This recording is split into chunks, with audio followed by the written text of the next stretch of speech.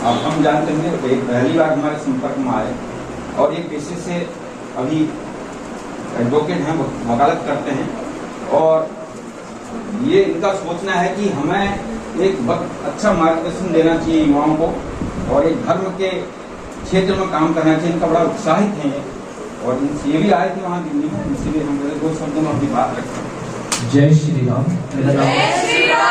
मेरा नाम उत्कर्ष शर्मा है और जैसे हम गए थे दिल्ली, वहाँ पे हमें बहुत महत्वपूर्ण चीजें सीखने को मिली। कैसे हम अपने धर्म से जुड़कर उपलब्धियां पा सकते हैं, कैसे हमें एक पॉजिटिव एनर्जी मिल सकती है। आप एक युवा हैं और एक युवा ही एक राष्ट्र का निर्माण करेगा और आपके अंदर पॉजिटिव एनर्जी और नेगेटिव एनर्जी दोनों है। तो आप किस एनर्जी को कितना ज्यादा आप अपने अंदर बढ़ा सकते हैं वो ये आपके ऊपर डिपेंड करता है। या तो आप पॉजिटिव एनर्जी करके आप एक ऊंचे पद पे जा सकते हैं या फिर आप नेगेटिव एनर्जी करके धक्के खा सकते हैं या कुछ भी। सबसे पहली बात, अगर हम धर्म भगवान से जुड़ते हैं तो एक हम सही मार्ग पे पॉजिटिव एनर्जी हमें अच्छा कार्य करने के लिए, अच्छी दिशा में जाने के लिए मिलती है। तो वहां पे हमें यही बताया गया कि कैसे शांति कुंज जैसे हो गया, मतलब हम वहां पे जाके हमारे को जो मन की शांति है, बहुत सारे डिस्ट्रैक्शन होते हैं, हम दिन में कई बार फोन 3-3, 4-4 घंटे चला लेते हैं, तो ये डिस्ट्रैक्शन ही तो है हमारी लाइफ में। और अगर ये डिस्ट्रैक्शन को हम कंट्रोल करना है हमें, तो ऐसा तो नहीं है मैंने अभी आज सोच लिया कि मैं कल से फोन नहीं चलाऊंगा। भाई आपका माइंड विल, जो विल है, आपकी विल पावर इतनी स्ट्रॉन्ग तो होनी चाहिए। तो वो विल पावर कैसे स्ट्रॉन्ग होगी? आप एक पॉजिटिव एनर्जी लेते रहें और धर्म के मार्ग पे चलते रहें। आपको धर्म और एक पॉजिटिव एनर्जी और भगवान का रास्ता जरूर एक सही दिशा देगा।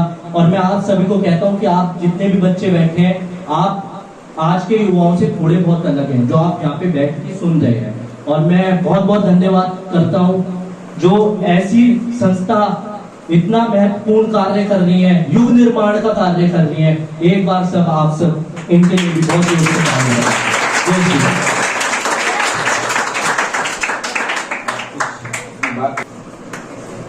वहाँ के कार्यक्रम में हमें ये सीखने को मिला कि कैसे हम अपनी जो भी काम करते हैं उसमें कैसे एकाग्रता से अगर हम लगाएंगे तो वो कार्य हमारा सफल होगा।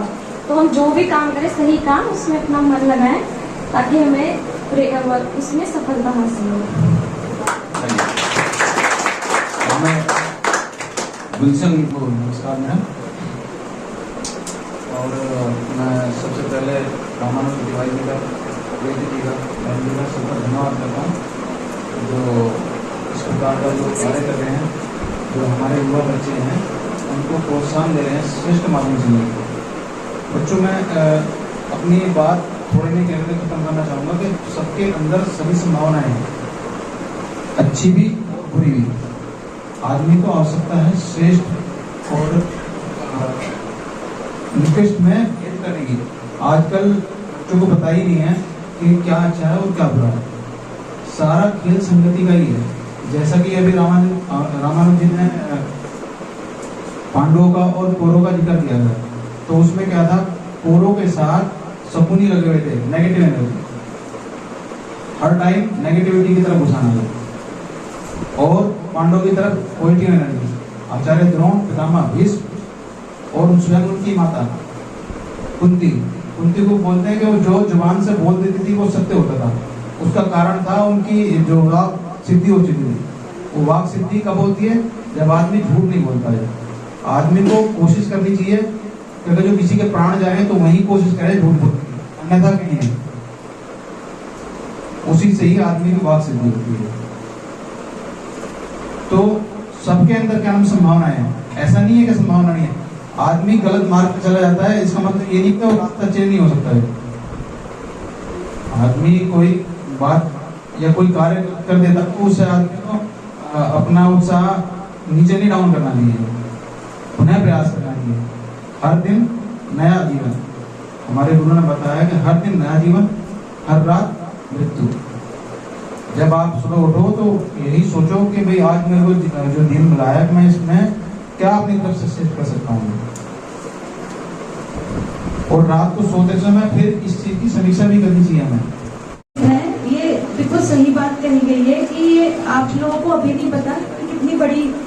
हो रही है यहाँ पे।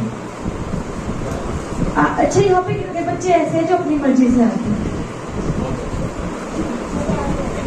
बहुत अच्छी बात है, कहना नहीं पड़ता अपने आप, बहुत अच्छी बात है। भी बच्चों के लिए जोरदार ताली। बच्चों, आप लोग दिल्ली गए थे, वहां पे आपको किट मिली थी, है ना? उसमें 3 छोटी छोटी बुक्स भी मिली थी। किसी को पता है उन बुक्स का क्या नाम था? पढ़ी थी? 3 छोटी छोटी बुकलेट मिली हुई है उसमें, है ना? हाँ, समय का सदुपयोग। हाँ, और हारे ना हिम्मत, और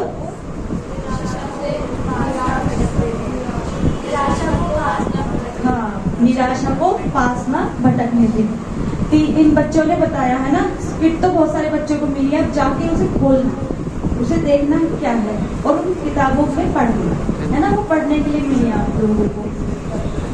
जब आप उन्हें पढ़ोगे तो उसमें बहुत सारी बातें मिलेगी, और अगले हफ्ते जब आप आओगे तो बताना कि आपने क्या क्या उससे सीखा। और अंत में बस यही कहूंगी, लहरों से डरकर नौका पार नहीं होती, कोशिश करने वालों की। हाँ, और नन्ही चींटी जब दाना लेकर चलती है, बिल्कुल चढ़ती दीवारों पर 100 बार फिसलती है। फिर मन का विश्वास, रगों में साहस बढ़ता है, चढ़कर गिरना, गिरकर चढ़ना ना करता है। मेहनत उसकी खाली हर बार नहीं होती, कोशिश करने वालों की कभी हार नहीं होती, कोशिश करने वालों की कभी हार नहीं होती।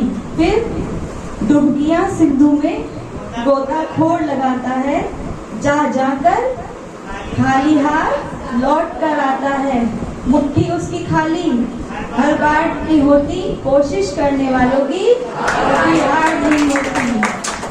असफलता एक चुनौती है, उसे स्वीकार करो। क्या कमी रह गई देखो और सुधार करो। जब तक ना सफल हो, नींद चैन को त्यागो तुम, संघर्ष का मैदान छोड़कर मत भागो तुम, संघर्ष का मैदान छोड़कर मत भागो तुम। कोशिश करने वालों की कभी हार नहीं होती, कोशिश करने वालों की कभी हार नहीं होती। हमेशा कभी कुछ भी करो ना, बस जैसे मैम ने बताया ना, आई एम द बेस्ट, और ये दिन मेरा है। बस मन में ये दोनों विश्वास रहे ना बच्चों, कोई आपको आगे बढ़ने से नहीं रोक सकता, कोई आप। और आज ही समय है कि आपको सोच लेना है कि मुझे क्या करना है। ठीक है बच्चे, बस इन 2 शब्दों के साथ, वैसे तो बहुत लंबा हो गया, मैं अपनी वाणी को विराम देती हूँ।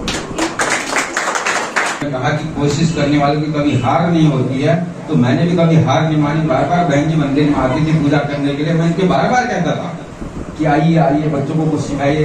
देखो, अगर मैं हार मान लेता तो आज बहन जी नहीं आती। मैंने हार नहीं मानी और आज आ। धन्यवाद। अब हमने आपका बहुत समय ले लिया, बच्चे थक गए होंगे और मन भी नहीं लग रहा, तो कार्यक्रम को शांति पाठ को ले जाए, या किसी को कुछ अपनी बात रखनी हो 1-2 मिनट के लिए। कोई ऐसा है कि कार्यक्रम का वहाँ गए थे, ठीक है, वहाँ काफी सारी टिप्स मिली थी हमें कि किस तरह पढ़ना चाहिए, किस तरह हम लोगों को आगे की तैयारी करनी चाहिए अपनी, और किस तरह से हमें पढ़ाई में ध्यान लगाना चाहिए।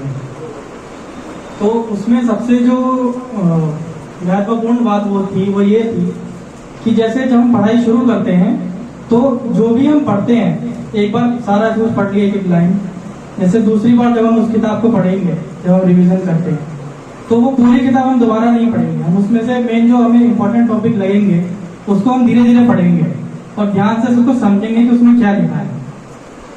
उसी किताब को जब तीसरी बार हम अच्छे से पढ़ेंगे तो उसमें हम अंडरलाइन करेंगे जो जो इंपॉर्टेंट शब्द हमें लगेंगे, और जो भी हमें लगे कि ये महत्वपूर्ण है और ये आ सकता है पेपर में, ठीक है। और लास्ट टाइम जब हम उसको फाइनल रिवीजन करेंगे, ठीक है, तो पूरी किताब को ना पढ़ करके उस समय हमें ये पता होगा कि वहाँ पे किस पेज पे क्या लिखा है और हमें वहां से क्या पढ़ना है, ठीक है।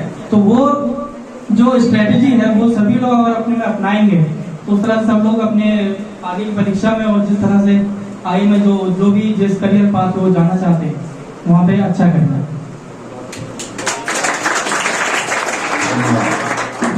अब कार्यक्रम